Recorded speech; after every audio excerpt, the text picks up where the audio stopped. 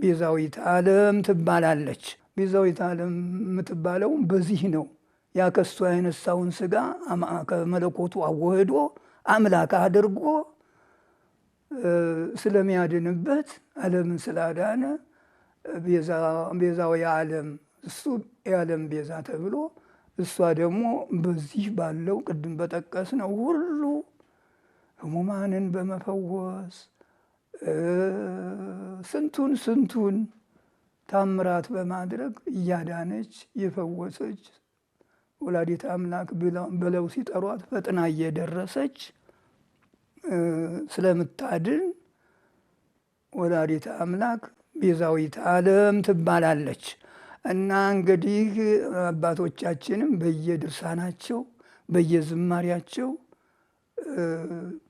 ደርሰውላታል፣ ዘምረውላታል ቤዛዊት ዓለም እያሉ።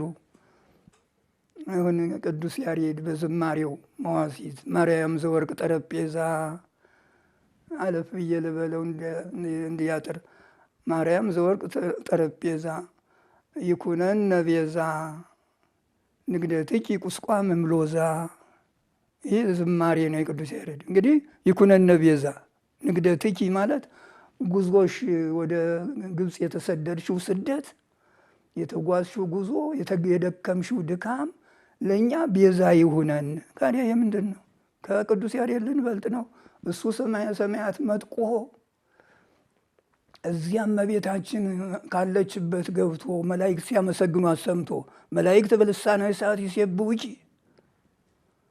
ብሎ ሰምቶ በእሳት አንደበት በዚህ በውሸታም በኛው ሳይሆን እሳት በሚተፋ እሳት እንደ እሳት በሚነድ ረቂቃን በሆኑ በመላእክት አንደበት ሰምቶ ሲያመሰግኗት መላእክት በልሳነ እሳት ይሴብሑኪ። ይህ ነው እንግዲህ መላእክት በእሳት አንደበት የሚያመሰግኗት ንግሥተ ሰማይ ወምድር ወላዲተ አምላክ ማርያም ቤዛዊተ ዓለም። ይህን ነው ተዚያ መጥቶ ነው እንግዲህ ይህን ሁሉ ድርሰት የደረሰላት። ስደትሽ፣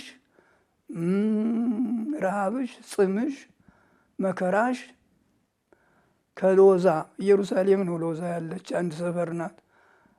ከሎዛ ተነስተሽ ወደ ግብፅ የተሰደድሽው መሰደድ ለእኛ ቤዛ ይሁነን